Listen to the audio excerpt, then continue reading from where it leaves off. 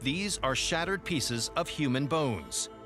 And as history professor Bill Watson learned firsthand, they're evidence of an unspeakable crime. When we found this skull, we had no idea who it belonged to. It was obviously fragmentary, it was very old. In fact, this skull is part of a group of 7 sets of skeletal remains that were found buried in an unmarked grave. They tell a sinister tale of lives cut brutally short and a shocking cover-up.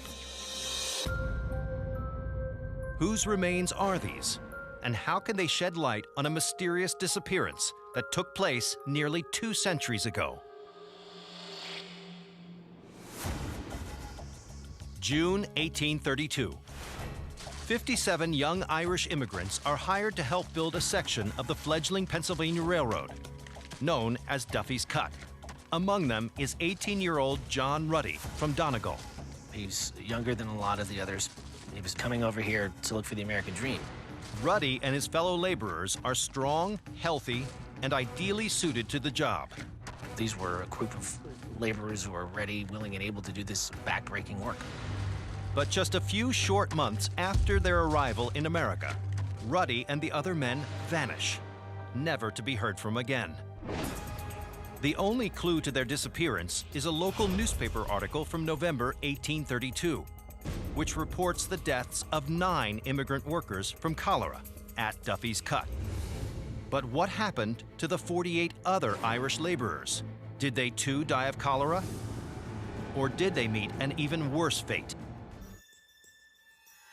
We found remains of a human being at Duffy's Cut.